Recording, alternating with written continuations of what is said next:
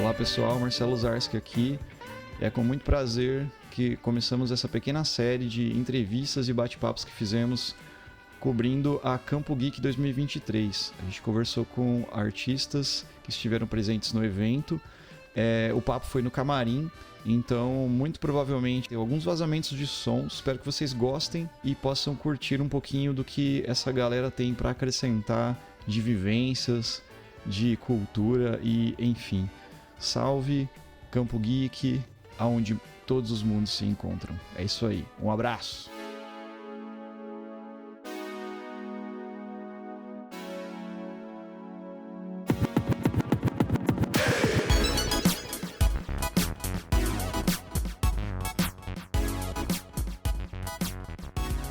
Olá a todos e todas, estamos continuando aqui acompanhando a Campo Geek 2023, eu e Marcelo Zarski trazendo as pessoas que estão tornando esse evento um sucesso. E eu vou deixar para o Marcelo apresentar aqui o nosso convidado de agora, que deixou um pouquinho o seu stand para poder conversar com a gente. Vai lá, Marcelo. Aqui é o Marcelo Zarski, então, e a gente está aqui com o Toninho Lima. O Toninho, ele é cartunista que fala, Toninho? Ilustrador. Desenhista, né? ilustrador. Desenhista, ilustrador. Ele está apresentando o trabalho dele aqui na Campo Geek. Na primeira edição você não estava, né? Tava também? Participei da primeira. Então, já é a segunda edição do Toninho aqui. Eu estive na primeira edição, mas eu não cheguei a te conhecer lá. A gente estava começando o podcast, na verdade, já estava meio encaminhando, mas enfim. E o que a gente quer conversar para passar para o pessoal é quem é o Toninho Lima, o que você está fazendo aqui, como é que está sendo a sua experiência aqui, como que está sendo para você esse evento e como que é teu trabalho, o que você faz, assim. Eu já sei, né? Mas quem está ouvindo não sabe aí. Então, Toninho Lima. Meu trabalho basicamente nos últimos 42 anos, 41, é trabalhar com história em quadrinhos. Trabalho com alguma outra forma de arte também, né? Às vezes uma pintura de um desenho, de um quadro, alguma coisa, mas sempre no tema de quadrinhos, né? Personagem de quadrinhos. E isso, nesses últimos 42 anos a gente fazendo isso. Caramba. Aí trabalhei com editoras, né? De Editora Abril, fiz algum trabalho fora do país também, mas pouca coisa, mas fiz. E nos últimos 10 anos eu estou fazendo um trabalho independente. Mesmo fazendo também alguma coisa com editoras, né? Algum estúdio de São Paulo contrata a gente para fechar um trabalho, aí uma adaptação, alguma coisa, tem feito bastante também adaptação de literatura, né? Brasileira principalmente. E daí você tem ali um contrato, fica 2, 3 meses fazendo, mas não deixa de fazer o meu trabalho autoral, né? Esse é o que eu estou mais fazendo nos últimos 10 anos. Legal. Até o que chamou a atenção, Toninho, no primeiro dia de ontem, né, no primeiro dia, a gente passou na tua mesa e eu gosto muito de história de terror, né? Aquelas revistas antigas tipo a Creep, essas assim, sabe? E eu vi uma historinha, uma ilustraçãozinha lá de algumas coisas de terror, de lobisomem, coisa assim. Daí eu falei, nossa, que legal. Daí eu fui perguntar pra você e você falou, poxa, eu que faço, eu que produzo e a história é minha, eu desenho, é tudo teu, né? Isso, a gente está fazendo assim, eu procuro ultimamente, como eu disse, fazer o meu trabalho, né? Porque não é uma coisa de egoísmo, de querer trabalhar sozinho, não. Parceria é muito legal. E eu tenho feito também histórias com parceria. Inclusive nessas revistas que eu tenho agora que eu estou comercializando elas, tem algumas parcerias. Mas é que a gente tem umas ideias que você quer pôr no papel o mais rápido possível, acaba tomando todo o tempo. E o terror, como eu estava falando, né? O terror ele sempre tem um espaço. O terror, por mais que parece que está saturado, mas não, ele sempre tem sempre um jeito de você renovar ele um pouco. Sim. Então o terror, tanto que você vê que o cinema e não para de fazer filme de terror, né? É verdade. Você tem desde que foi um dos primeiros, né? Quando os caras, eu acho, se eu não me engano, o Drácula, né? Que foi o Nosferatu, primeiro filme de terror feito pro cinema. E de lá pra cá o terror tá até esse mês ainda tem gente produzindo. É verdade, né? E deixa eu te perguntar, eu conheci assim, olhando alguns quadrinhos teus, eu percebi, me trouxe uma nostalgia dos anos 70 ali, comecinho dos 80, com o Contos da Cripta, né? Inclusive alguma coisa do traço ali, né? Você tem influência desse trabalho? Como que é? Tem, isso aí eu diria que é 60%, 70%. Porque eu no caso estou com 62 anos, eu aprendi a ler com 12 anos. Eu aprendi história em quadrinhos, né? Tive contato com história em quadrinhos. Porque até então não tinha, a gente morava num sítio, esse negócio não tinha muito contato. Com 12 anos eu vim morar na cidade. Aí primeira vez que eu vi história em quadrinhos, você começa a ler e não para mais. E aí as primeiras histórias de terror que eu lia de tudo, né? Infantil, super-heróis, tudo, mas o terror sempre teve uma importância. E essas revistas da Cripta, principalmente, a Espectro, que é uma publicação brasileira, que também era muito influenciado pela história da cripta, isso aí ficou enraizado, né? Mesmo que a gente tenta fugir um pouco disso, não consegue. Uma ou duas páginas ali, você vai ver referência que joga você lá. Que joga lá para trás, né? Porque assim, eu não sei, arte é um negócio complicado você falar que você está fazendo uma coisa nova. É difícil você fazer coisa nova, como acontece com o caso do cinema, pintura. As pessoas vão se renovando, né, dentro daquilo que já existe. Que na verdade você está contando a história do ser humano, né? Sim. Você não está inventando nada, você está contando coisas que estão acontecendo no cotidiano. Claro, você vai tendo as suas ideias em cima daquilo ali, mais ou menos como seria se fosse desse jeito. Então, você todo o material acaba voltando para essa época da cripta. E quando que foi o momento que você disse, é isso que eu quero fazer da minha vida? Rapaz, eu tinha acho que uns 16, 17 anos mais ou menos. Aquela fase que você não sabe, né, o que você vai fazer da vida, o pessoal arruma um monte de emprego para você, um monte de coisa para fazer, tentando encaminhar você. Claro, tem a parte boa nisso, né? Mas eu copiei um desenho uma vez de um jornal, uma figura de desenho animado, assim, que eu nem me lembro direito o que era. Eu percebi que eu copiei ele e na época, pelo menos, pareceu que saiu igual. Caramba, aí eu copiei mais um, e aí começou a virar essa coisa de desenhar nas margens do caderno, margem de livro, levar bronca de professor e dos pais. Mas não tem como você fugir disso, né? Ou a mão, parece que é um negócio... Assim, se você falar hoje, eu não vou desenhar amanhã, segunda-feira. Na terça-feira você já está desenhando. Entendeu? Isso é daqui de Campo Mourão mesmo? Eu cheguei aqui com 12 anos. Eu nasci em Carlópolis, no estado do Paraná mesmo, né? Próximo de Ourinhos. Eu cheguei aqui com 12 anos. Olha. Então, basicamente, a minha vida é aqui, né? É aqui.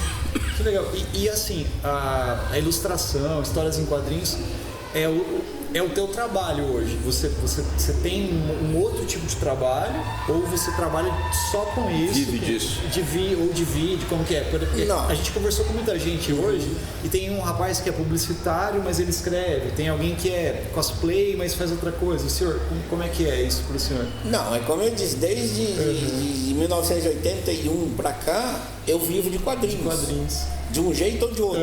Então eu falei pra você, fazendo autoral, fazendo contratado, trabalhando com infantil, terror, você faz umas maluquices. Mesmo dia você desenha terror, desenha infantil, desenha aquele estilo de mangá. A gente procura fazer um monte de coisa, né? Assim, porque a versatilidade no desenho não tem como você fugir disso. Ainda mais no Brasil, né? Talvez fora do Brasil você tem como você direcionar para um tipo de tema e fazer aquilo lá a vida inteira. No Brasil não, no Brasil você tem que fazer meio que de tudo, né?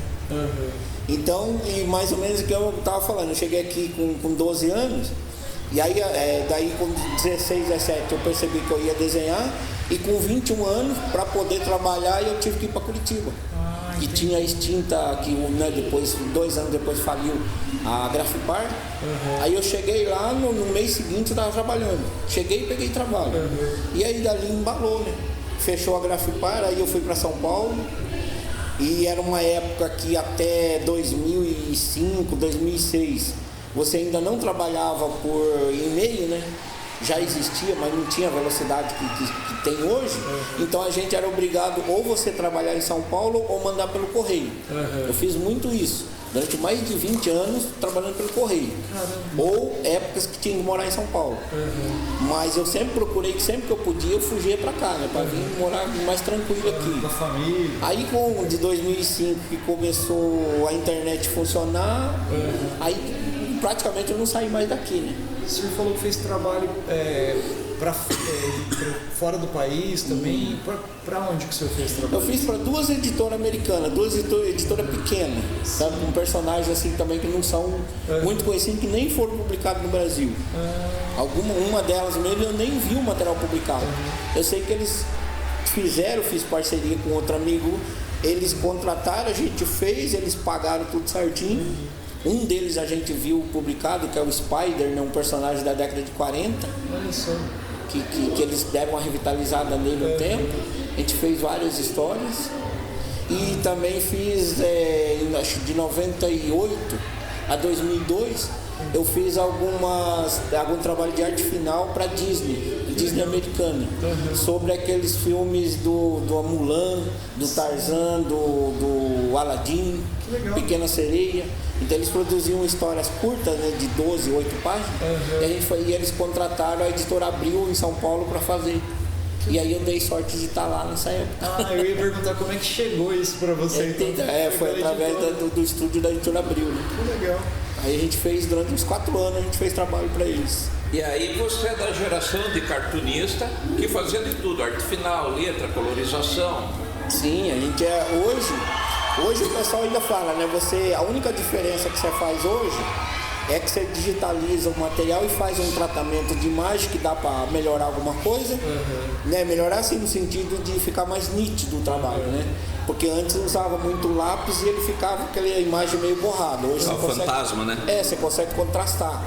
E só que assim, naquela época você fazia o processo assim, você criava o roteiro, uma ideia, né? Aí você fazia o desenho a lápis, fazia a letra, depois arte final. E se fosse preciso, cores. Você tinha que aprender a fazer tudo, sem entregar pronto.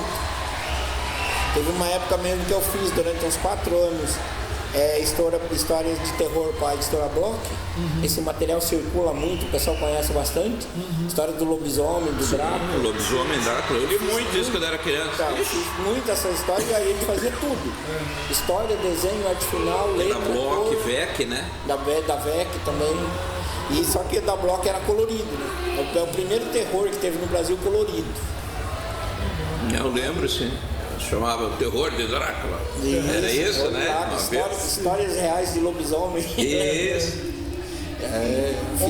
Eu tava lá também nessa época.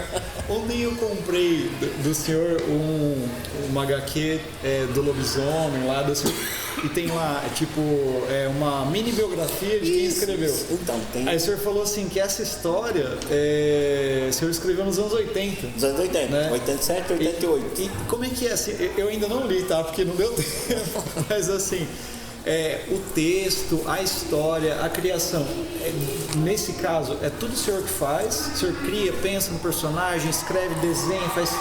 Ou não? Tem alguém que escreve a história? Como que funciona isso? Como eu disse, basicamente eu estou fazendo história autoral, né? Onde eu faço tudo o trabalho. Legal. Tem algumas que são parcerias, no roteiro só. Aí eu faço desenho, arte final e cores se for preciso. Que legal. Mas tem algumas que a gente faz uma parceria porque às vezes o escritor ele não só escreve, não desenha, então ele precisa de alguém para fazer uma revista que ele quer publicar em outro lugar do Brasil, que hoje dá para você fazer isso. Né? Você publica autoral, você consegue publicar em qualquer lugar hoje, né? Hoje é bem mais difícil é você transformar isso em venda, mas difícil assim, complicado. Né? Que daí tem um monte de coisa. Mas para produzir hoje e para publicar tá mais fácil que antes. O problema é você escoar, transformar isso, porque a gente vende muito trabalho pelo correio.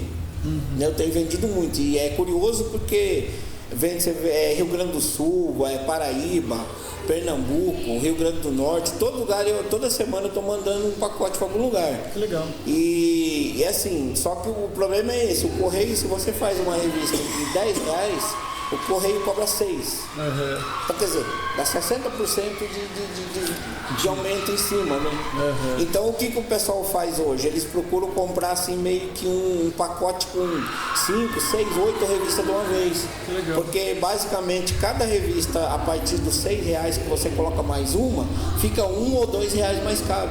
Uhum. Então, se você comprar 10 revistas, não chega a R$20 o correio. Sim. Então é nisso aí que a gente acaba, né?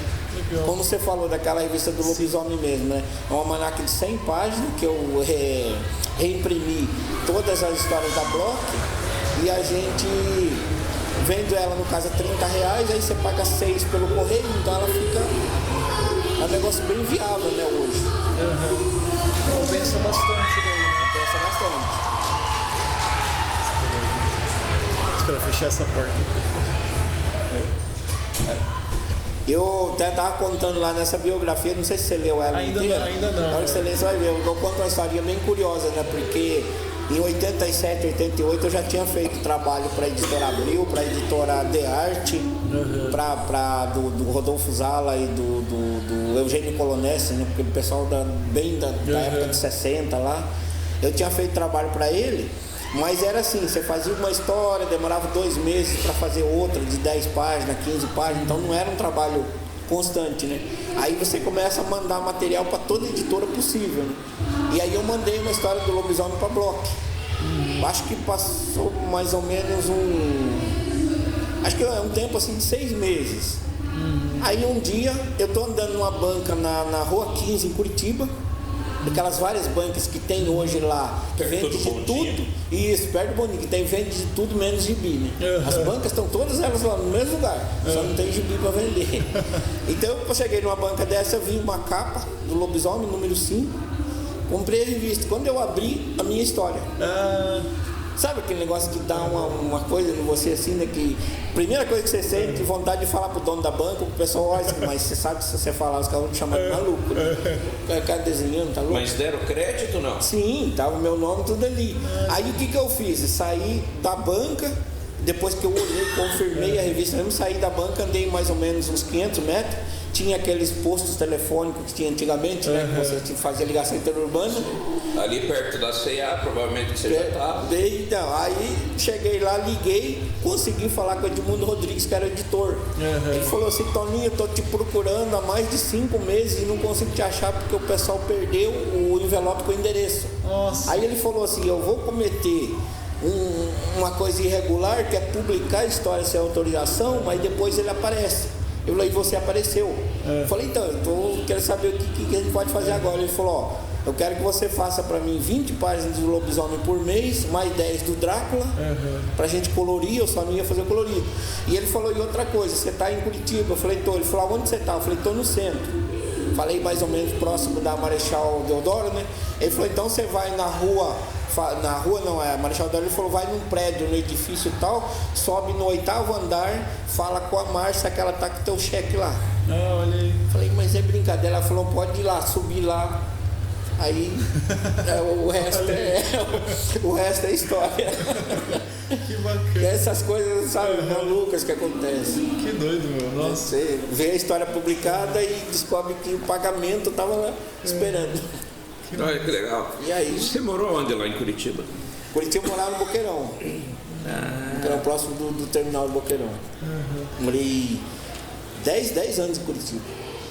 A única coisa é assim, que nesses 10 anos que eu tinha em Curitiba, passei também muito tempo morando 2, 3 meses em São Paulo.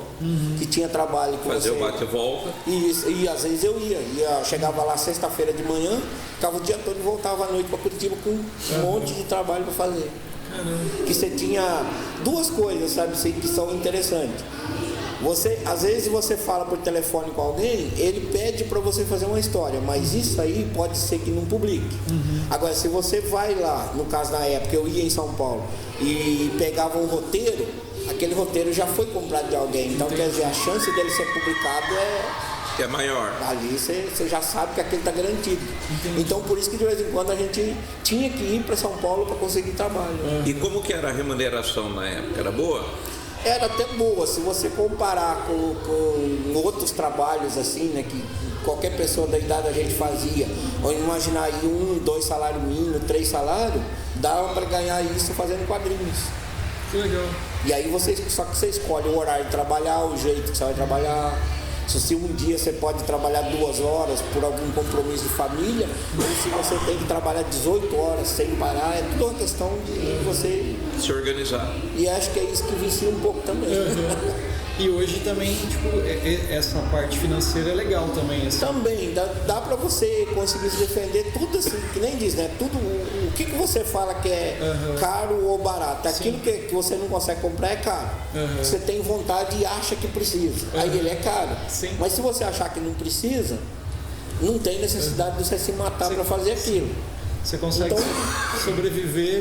Por isso que isso é complicado você perguntar se a pessoa ganha bem ou ganha mal. Né? Existe, claro, uma faixa bem alta e uma faixa bem baixa, mas tem como sobreviver. Dá para viver? Dá para. Que legal. Eu não penso em parar, nunca pensei nesses 42 anos e hoje eu quero produzir mais ainda. Autoral é mais gostoso ainda. Porque... Sim, com certeza. E que conselho que você daria, por exemplo, para um jovem que quer aprender a entrar no mundo do quadrinho? Basicamente pesquisar tudo que existe.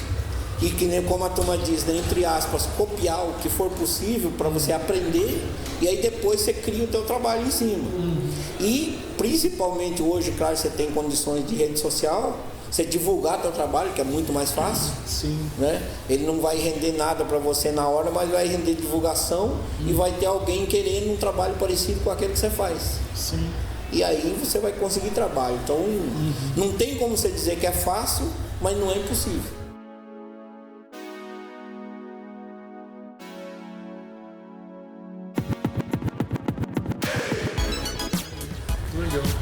E assim, para encontrar o senhor hoje na rede social, o arroba lá, como que tá? Antônio Lima. Você vai achar no Instagram, no WhatsApp e no Facebook. Legal. Antônio Lima, quadrinista, desenhista, HQ, fácil. Qualquer coisa relacionada a isso. Legal. Antônio Lima, você vai... E para comprar seu material, pode entrar em contato por lá. Também, por exemplo, entre em contato lá, eu quero comprar seus quadrinhos, tem lá o portfólio. Isso, eu tenho o catálogo meu, que hoje está com 22 revistas. Legal. Tenho 22 prontas para entregar, não tem nada assim que vou entregar daqui a um tempo. Não, tudo prontinho. Que amanhã é segunda-feira, se eu vender uma revista, no máximo em uma semana, 10 dias, chega em qualquer lugar do Brasil. Que legal. Nunca tive problema com correio, às vezes eu vejo pessoas reclamando uma coisa, eu falo por mim. Tanto receber as coisas como para entregar, nunca perder nenhuma revista minha, sempre. Legal. A gente faz um sistema de rastreio, né? Aí você manda, o pessoal monitora tudo. Sim. Tem dado certo até agora. Que legal. E esses eventos, assim, que nem a Campo Geek, o senhor faz outros eventos, participa de outros eventos assim? Já participou ou não? É menos, assim, com menos frequência? Como que é? Evento de quadrinho, coisas assim? Não, no caso, essa da Campo Geek é a segunda que está acontecendo, né? Teve a pandemia que parou 3 anos, e aí também parou de Curitiba, parou de São Paulo, mas desde 2012 eu participo da Bienal de Curitiba. Que legal. Né? Que ela já tem esse nome de 2 em 2 anos, mas a pandemia também atrapalhou. Mas ela está pretendendo voltar agora, regularizado, tudo certinho. Mas eu já estive lá desde 2012. Que bacana. E lá a gente também, né, encontra pessoas do meio. Que legal, né? Muita gente que vem de São Paulo, vem de Porto Alegre, tudo ali para Curitiba. Daí você tem essa troca, né, também. Nossa, é muito bom, muito bom. Lá dura 4 dias, né? Então você tem, é cansativo, mas depois o resultado é legal. Inspira daí, né? Quer perguntar mais? Quero. Quem são suas influências na arte dos quadrinhos, você? Você teve alguém que te inspirou mais? Tem quase todos, né? Como a gente falou aí do época da Cripta, da Spectre, lá, se você pegar os desenhos do começo da década de 70 até metade de 80, todos os que publicaram no Brasil e no mundo, na Europa, eu tenho influência deles. Mas no Brasil é o Watson Portela, é um cara que deu aquele start assim, de falar, eu quero fazer alguma coisa parecido com isso. Claro que a arte é completamente diferente, mas você tem uma visualização de que é possível você pegar uma folha em branco e fazer alguma coisa daquilo ali. Legal. O Adson Portela, conheci ele depois em Curitiba. Ele é, pra mim, é um dos melhores que existe, de desenhista dentro dessa área. E no Brasil é... Mas tem outros também, no caso de Rodival Matias, Mozart Couto, Cláudio Seto, Franco de Rosa. Tem, né? E o pessoal mais antigo, o Eugênio Colonese, Rodolfo Zala.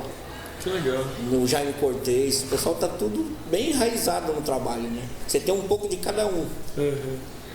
E os americanos também, os europeus também, tem muitos, né?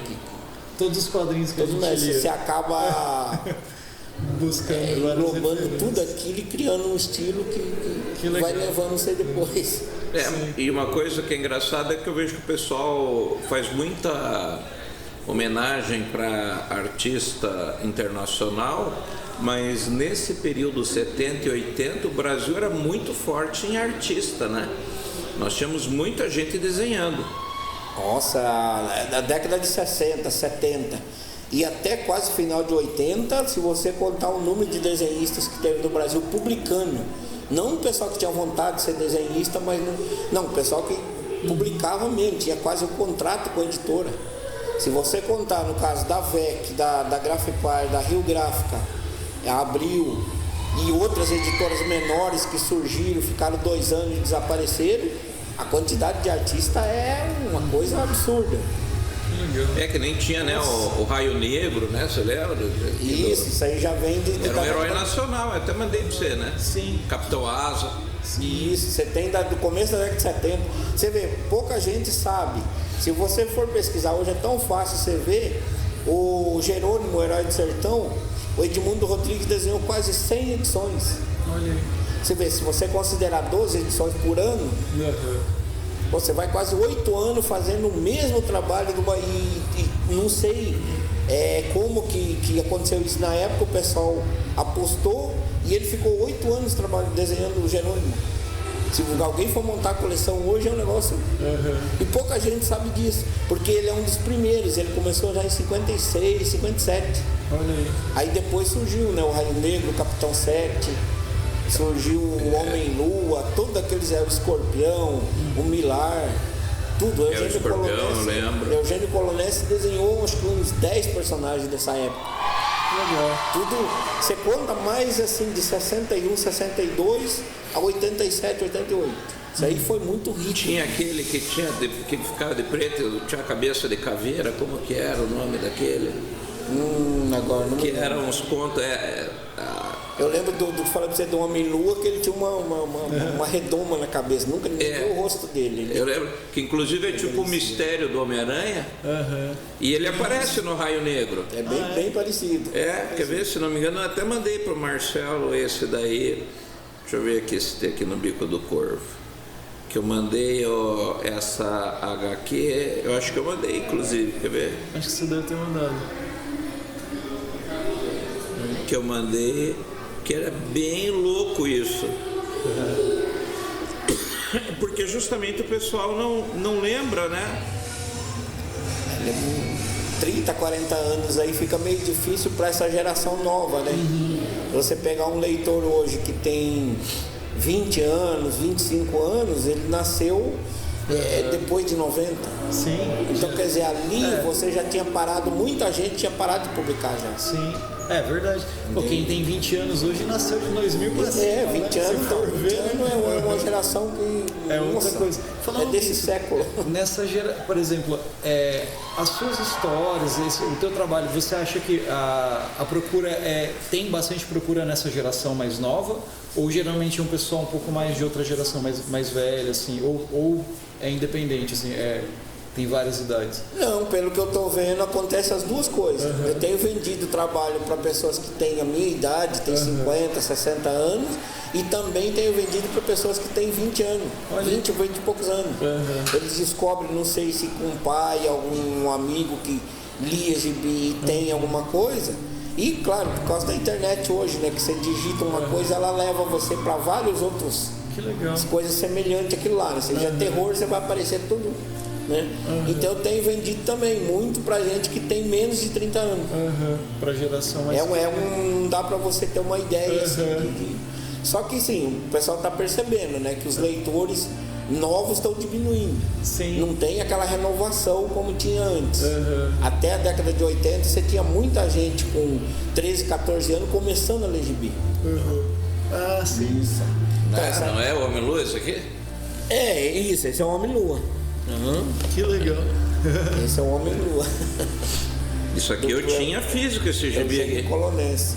Essa capa aí é do Watson Portela numa revista especial homenagem, né, que foi feita pela Grafipar. Que legal. E resgatando, aí o Watson fez a capa, mas o interior é tudo do Eugênio Colonense e do... Caramba, agora fugiu o nome dele lá. Tem do Rodolfo Zala também. Que legal. Que então, por pessoal da antiga ali mesmo. Já era um resgate antigo, né? Porque isso aí foi publicado em 1982 e essas histórias saíram em 65, 66. Sim. Já era um resgate. Já era reedição, né? Coisa antiga, né? Que legal.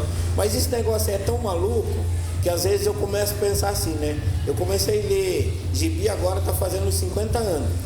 Curiosamente, o pessoal da minha época, um pouco mais novo, um pouco mais velho, na década de 70, você lia a história, por exemplo, do Flash Gordon e do Spirit, que tinham sido feitas 40 anos antes. Entendi. Ou seja, é curioso isso, né? Muita coisa do Fantasma, do Flash Gordon era publicado como se fosse uma coisa recente, que a gente não tinha muita noção disso, mas se você olhasse no cantinho, sei lá, 1936, 38.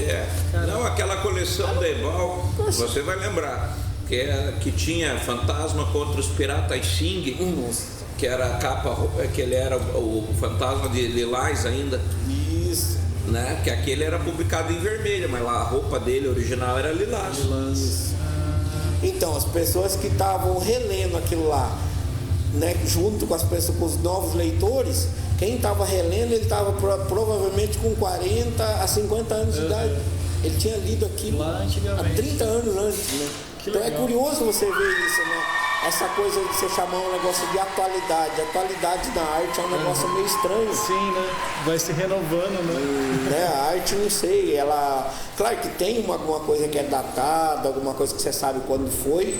Tanto é que você pode ver que nos últimos 5 anos houve um resgate de todas as publicações da Marvel e DC. Sim. Da década de 60, 70 e 80. É verdade. O pessoal está esgotando o material, mas eles publicaram todas.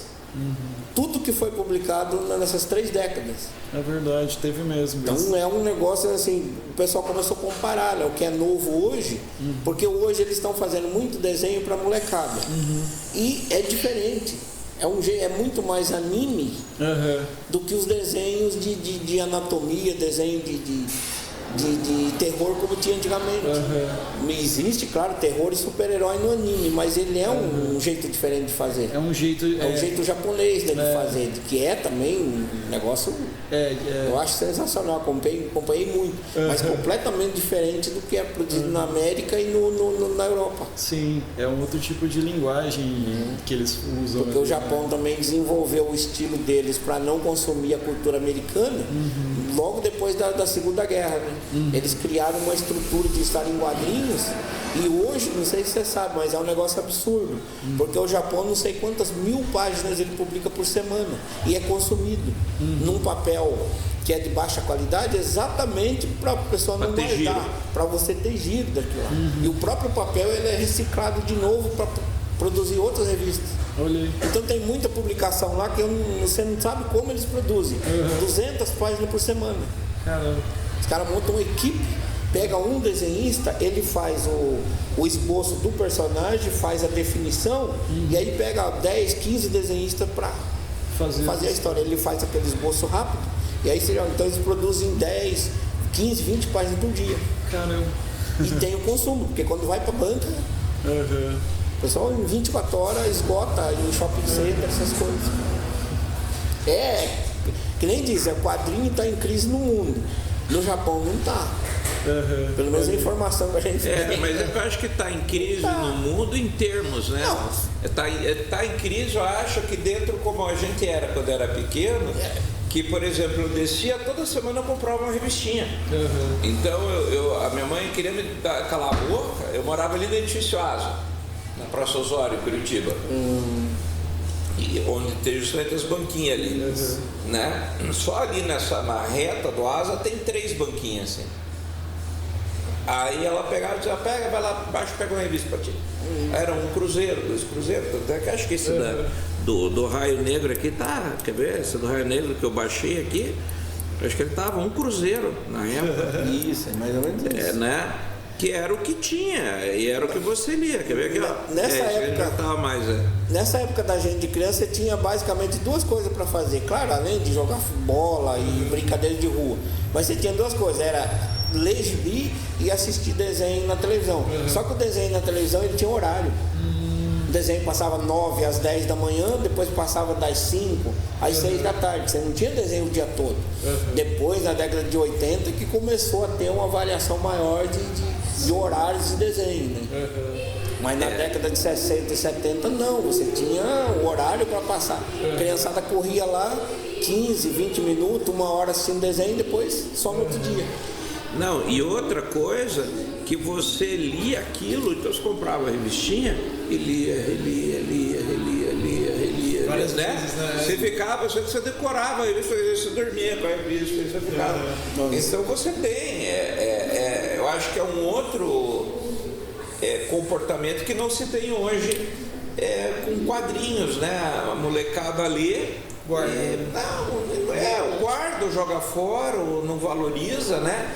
E a gente se empolgava com as histórias. Eu acho que o principal motivo hoje, eu não sei se é porque o jovem anda meio anestesiado, não sei, talvez eu esteja ficando velho, mas a impressão que a gente tem é que nada mais motiva o jovem. E a gente sonhava, então você lia o Raio Negro, a gente, sonhava. Quando li para essa revista, ela era meio grossinha, eram umas 90 páginas. E você lia, um super-herói brasileiro, tinha desenho de Brasília ali, avião da Fábia, isso nossa, sabe? Né? Era muito legal. E hoje você não vê as crianças motivadas com esse imaginário, assim. Né? Acho que está tudo muito pasteurizado. Não sei, eu tenho essa sensação, não sei a tua. Mas e hoje também tem muito essa coisa da facilidade, né? Porque hoje, se você quiser, você acompanha todos, né? Claro, dependendo do tempo que tiver, tanto com criança como adulto, você pode acompanhar tudo que está sendo lançado, no caso de desenho, direto na televisão ou no caso do celular que você usa, e você também pode assistir os antigos, que está tudo disponibilizado. Então, se você pensar bem, você assiste Scooby-Doo, Fred Flintstone, lá você maratona ele, tudo que foi produzido. A gente, na época, assistiu 1, 2, quando você perdeu 1, você não assistiu mais. Você não podia perder. Mesma coisa acontecia com as revistas em banca. Se você, por um motivo, não pudesse comprar uma revista, ela ficava faltando na coleção. Você tinha que correr atrás de um amigo, de coisa, né? Esperar aparecer num sebo. Então, mas naquele tempo nem sebo não tinha, né? Talvez o próprio dono da banca comprava de alguém e revendia, mas era muito difícil você conseguir uma coisa mais antiga, né? O antigo que eu digo assim, de 2, 3 meses antes. É difícil achar. Outra coisa que a gente estava conversando ainda hoje, né, com o Osiris, que foi dono de banco em Campo Mourão mais de 40 anos, era assim, na época que eu comecei a ler gibi, como você tinha o que talvez hoje poderia falar, não, mas por falta de grana o pessoal não consegue acompanhar o gibi que está sendo lançado. Mas sempre teve essa história. Isso não é o motivo. O que a gente fazia? Você juntava 4, 5 moleques, comprava cada um gibi. Você lia 5 gibis. Isso. Se fosse interessante trocar, você trocava eles, ou então só emprestava. Mas você emprestava um e pegava o outro. Se caso ele não devolvesse, você ficava com aquele, era um acordo que tinha. Eu fiz então, isso com você. Isso. Aí, eu compro o você, mas você compra o outro. Você compra o Monstro do Pântano, que estava saindo na mesma época. Eu fazia isso. Os Batman deixa que eu compro. Eu fiz isso com mangá uma época. Eu comprei uma edição de mangá que eu gostava do Yu Yu Hakusho, e o meu primo comprava um outro. Daí a gente cada um trocava. Todo dia a gente ia na banca, no domingo comprava, daí lia, daí ele emprestava e ficava nessa. Porque daí eu falei assim, não vou comprar 2, né? Então, e a gente tinha desse acordo, toda vez que ia comprar gibi, o pessoal se reunia exatamente para não comprar igual que o outro tinha comprado. Exatamente. A não ser que fosse colecionador, mas naquela época colecionador era difícil. É difícil você achar. Por exemplo, você tem ideia de que uma revista do Tex, por exemplo, vendia 400 mil exemplares. O Tio Patinhas, Mônica, e não eram 400 mil colecionadores. Sim. Não, era só uns 10 que tinha. O resto comprava era descartável. Dentro de 400 mil era vendido para virava material reciclado depois, de algum jeito.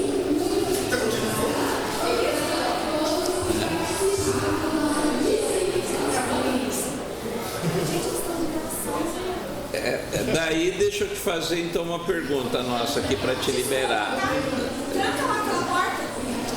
Daí deixa eu te fazer uma pergunta para te liberar.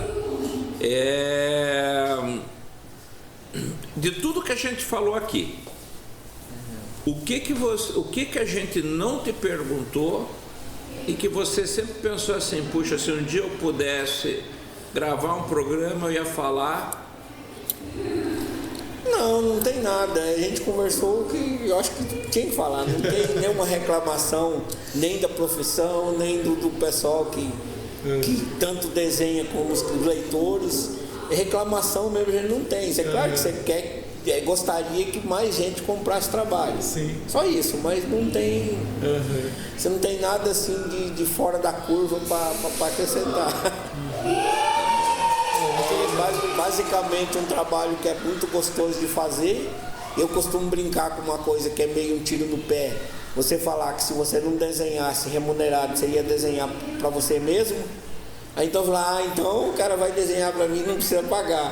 Mas não é isso, mas é uma maneira de você dizer, né, que se você falar, poxa, eu não vou desenhar, não consigo vender, mas eu vou desenhar para mim. É o amor pela arte. E aí você conseguindo transformar isso em remuneração, melhor ainda, você junta duas coisas. Sim, com certeza. Porque divertido foi. Que eu falei, esses 42 anos, nossa, passou assim num estalar de dedo. Eu olho os gibi, tanto que eu li, que eu publiquei, tem coisa que eu olho e falo, caramba, 20, 30 anos, 10 anos. Que legal. É um negócio. Tem gente que acha que é maluco, que a gente ficou preso nesse mundo, mas eu não sei. Gente é tão preso em tanta coisa, pô. Né? Se você pegar um psicólogo, você vai achar que maluco não falta. Não, mas eu vou pedir para você guardar para mim um lobisomem que eu vou rever histórias da minha infância, com certeza. O pessoal que está lendo aquilo lá, como você viu lá, você deu uma olhada, você vai ver que eu procurei fazer uma reimpressão sem restaurar demais, procurando preservar o jeito que foi publicado na Block. Porque naquele tempo eles pintavam muito o céu mudava de cor-de-rosa para amarelo, de amarelo para roxo, mas era 16 cores, né? Não era, né? Só que se você mudar aquilo hoje, não fica legal. Não fica. Na década Era tudo em 16 cores, era o que tinha. E aí você tinha um céu dessa cor, daí ele dava com amarelo. Mas é legal porque faz parte de uma época. Sim, a história. Você pega ali um tempo que foi daquele jeito. Então é legal isso. Eu vou guardar assim, eu tenho ele. Guarda que na saída aqui eu já vou passar lá e pegar. Toninho, eu vou agradecer. Toninho, obrigado. Seja muito bem-vindo. E quando for lançar alguma coisa, procure o Bico do Corvo que a gente faz uma outra conversa. Eu agradeço vocês pelo interesse no meu trabalho. E sempre que vocês precisarem de conversar, a gente está à disposição. Sempre que eu tiver um lançamento, eu não pretendo parar agora de jeito nenhum. Sim, tá. E aí eu procuro vocês para a gente divulgar. Com certeza. Eu agradeço muito. Vamos tirar uma foto, Toninho. Vamos fazer uma foto. Se eu não consigo fazer aqui. Ô Murilo, você não bate uma foto para nós aqui? Falei para você para gente organizar para 15 minutos, porque a gente fala mais. Mas tá certo, tem que falar.